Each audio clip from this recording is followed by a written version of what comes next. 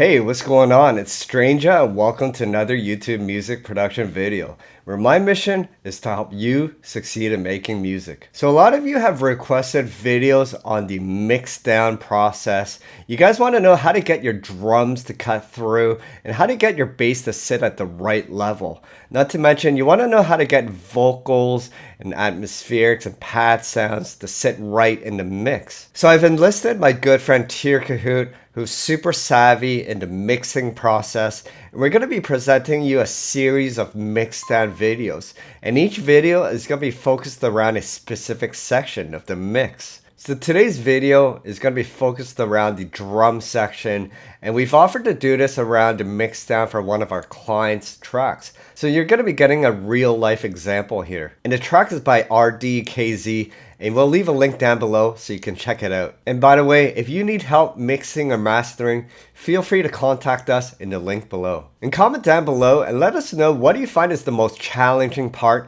of the mixing process. Also, make sure to follow Tyr Kohout on his social media links down below. And by the way, during Tyr's mixdown process, he is going to go through an extensive list of VST FX plugins. However, don't be dissuaded by this. Aside from a couple examples, most of the concepts can be applied with your stock plugins in your DAW. And really the important thing here is to understand the creative and technical process behind the mix. Alright, without further ado, let's check in with Tyr. Hey everyone.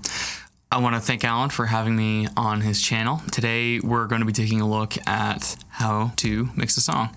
I've been set this interesting track by a gentleman named Lucas. We'll leave a link to his stuff in the description. So what I'd like to do today is a start to finish mix, show you how I would go about doing that, and then we'll be able to compare the before and after result of that song. This basically is going to be an educational tool for people who are interested in starting to mix for other people. You aren't sure the kind of plugins and processes that are in place. So we'll flip to the screen. It's going to be really important that we set the session tempo correctly. In Ableton, there is a pretty reliable tempo detect, and as you can see down here, it thinks it's 174.12, so we can probably go ahead and assume that's 174. So now that we've got our session tempo, I can highlight all these clips and unselect warp. Just make sure that the start is set to the actual start. Probably the fastest way to do that is just to grab this starting position on the clip. I'm going to drag that down so that every clip is starting at the true start. Now that all of the clips start at the same time and end at the same time, we're going to want to go ahead and make sure that nothing is too loud because we don't want to clip that master bus. We would know we're clipping if we're hitting the reds up here. So I'm going to go ahead and grab all of the channels and just pull them down. We'll probably do -15. The next thing I want to do is organize the session. I'm going to go ahead and make a couple of groups here.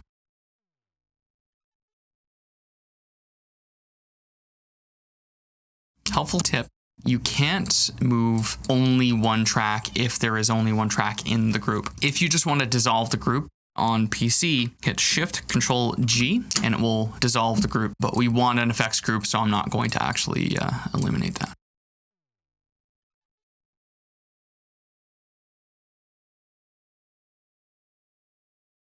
Now our session's organized and we can very quickly go in and make adjustments to any of these subgroups if we need. For example, turning them up and down if we don't necessarily want to grab a bunch of elements at the same time and then adjust their volumes independently. We can just turn the entire drum bus up or down. We're going to go ahead and start with the drums because that's the foundation of the track. If you don't have a good structure, then the rest of the track doesn't really come together in a nice way. So why don't we go ahead and play what we've got here.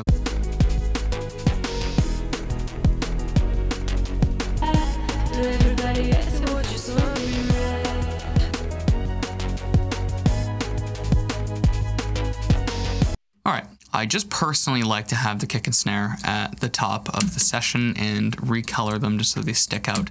So let's go ahead and listen to the drums. Let's see how we can make them better.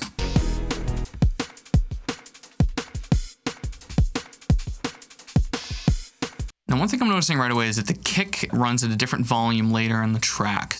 Looks to me like it's about a 6 dB difference just visually. Now the other thing that Ableton does is you can't zoom in on a waveform. So what you need to do instead is go into the clip's properties and adjust it from here. And so now that I've made this so much louder to be able to see it better, I need to turn this down to compensate. So I'll go ahead and do that.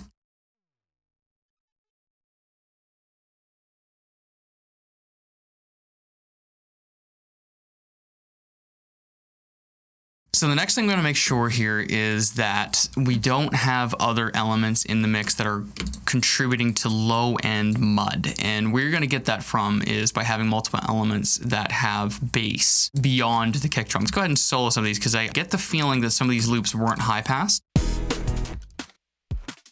Yeah, I can hear bass coming out of that. So I'm going to go ahead and use classic EQ for that. I really like the way that the high pass filter in this EQ sounds. Something like that, just to get the energy back towards the kick. Same thing with the hip hop drums, just copy the settings here. So now that we've got some good emphasis on just the kick, why don't we go ahead and start making these elements gel together. So the first thing that sticks out to me is that the kick is kind of woolly. What we're gonna do there is probably just use a RDKZ plugin here of the white channel. And this is basically an SSL emulation. So I'm just gonna take away some of the energy that's kind of contributing to that, and we'll see if we can make this kick sit really nice.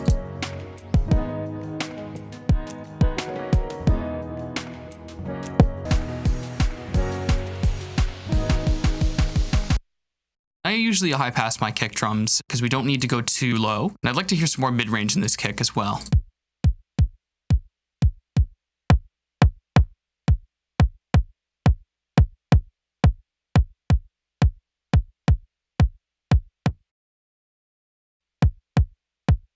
And before and after.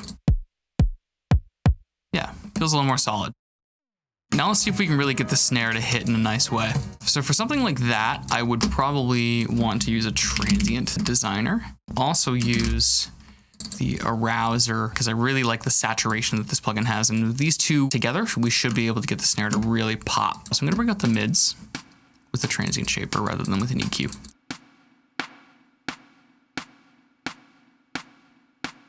And I want to bring it down some of the sustained. It's very reverberant.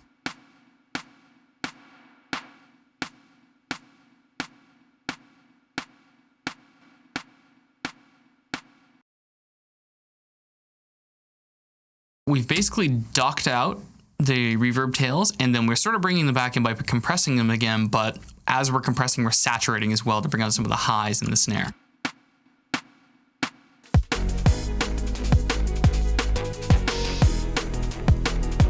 We can keep turning that up until we feel good about that.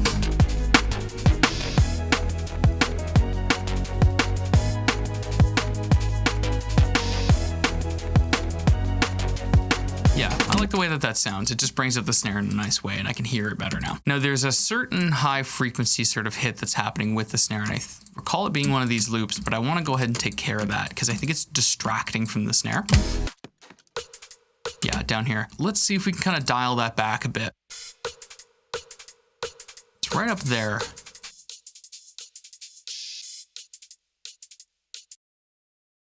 I think that gives us a better balance. And we'll just use an EQ to kind of get that high frequency out of the way. And I'm also noticing we've got some low frequencies there we don't need. Helpful tip here, we probably want to use oversampling for dealing with high frequencies because the Ableton stock EQ without oversampling is not the most transparent. That to me already just works way better. And we can use the other elements here to kind of bring up some of those lost high frequencies. And I'm gonna go ahead and use a classic EQ just to bring up some of the high frequencies in that snare, really make it pop.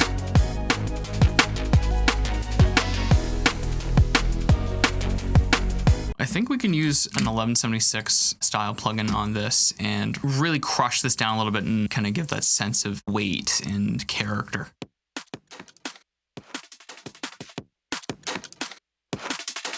Yeah, I like what that does.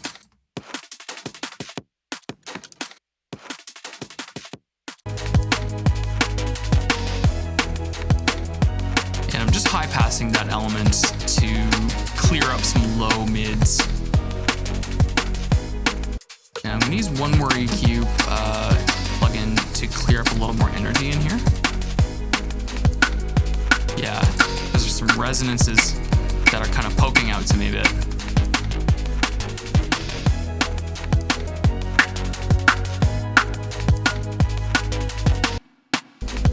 thing that I do notice is that the high frequencies are kind of a little harsh.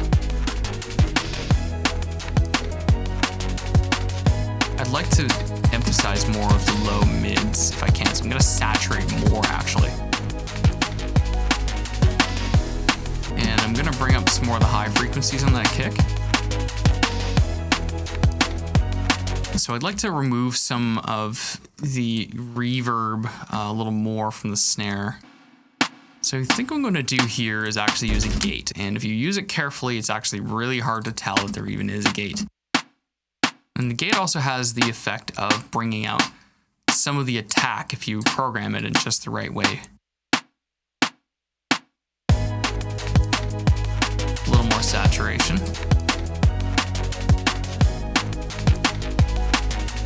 And there's one more resonance I can hear.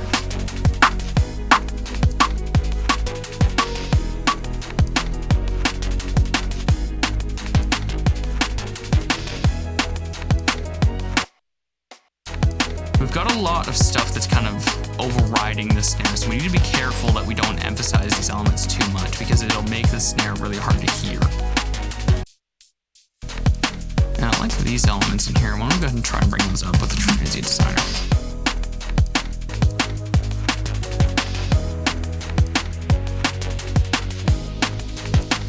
And we'll high pass that just because I'm seeing a little bit of action in the lows.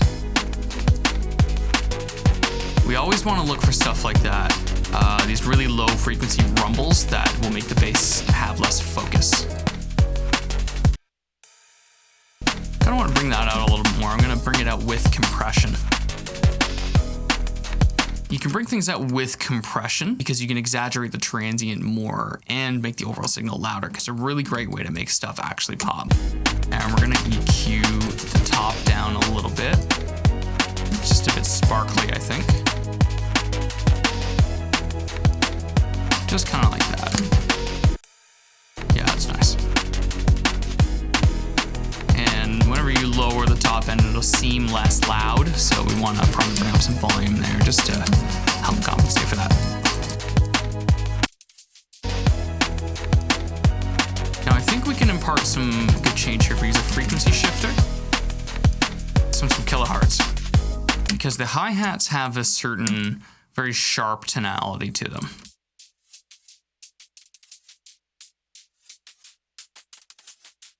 Versus this actually adds more body by using a frequency shifter. So what I'll do, just to make sure the stereo imaging doesn't get out of whack, is set all the frequencies below 500 hertz to be mono. Probably even reduce the stereo width a little bit. So we've had a new element that's come in here called shaker loop. So let's see what's up with that. Same sort of thing. I'm just feeling like a frequency shifter to make it less sharp sounding might help here.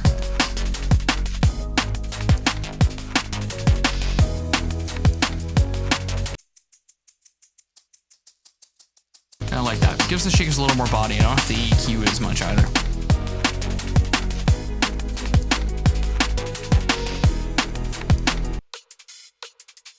Just want to make sure I don't have any strong resonances.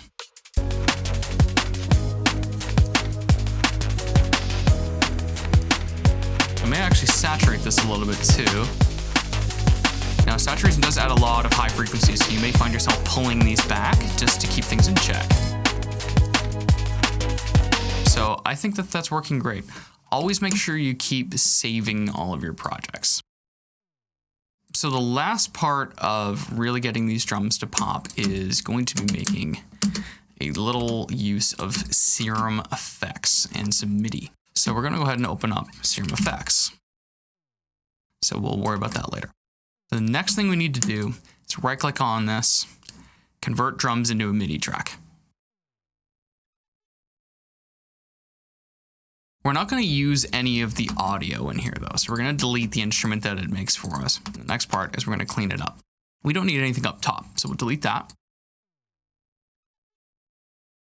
And what we're going to do, we're going to send the MIDI to 5 group. What we want to happen is every time the snare hits, we're actually going to sidechain everything down here, but we're not going to use a sidechain compressor to do it because we want the transients of the drums to really come through in a nice way. And I don't find that that's possible with conventional sidechain compression. So how do we set this up? Well, we're going to have a filter, and we need an LFO envelope.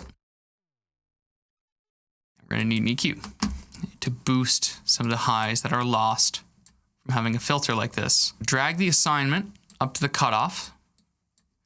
Make sure in the matrix it's just facing forward, which it is. So now every time there is a MIDI note, it's going to filter all the high frequencies out and then have them come back in really quickly in this exact shape. Let's take a listen to see what kind of change that made. We need to do it on an envelope mode.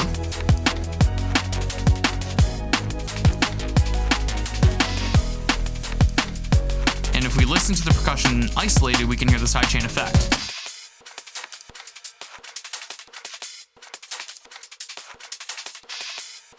I love this technique, and it really helps create a lot of extra space for the percussive elements in a mix. We're now at a point where I feel like the drums are much more weighty, full, rich. We can hear all the details while still having a nice modern feel.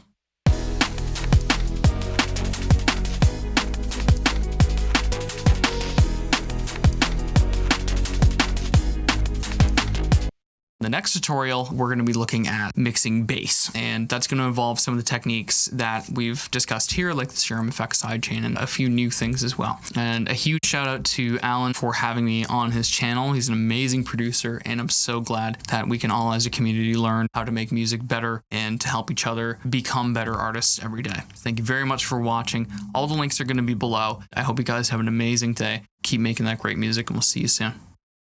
Alright, so that was part 1 of our mixing series. And I hope you guys enjoyed watching Tyr's process, and hopefully there's something that you can pick up to help improve your mixdown process as well. Part 2 is going to be around mixing down the bass section, so make sure to stay connected on when we're going to be releasing that video. And remember, the important thing here is to understand Tyr's technical and creative process in the mixdown.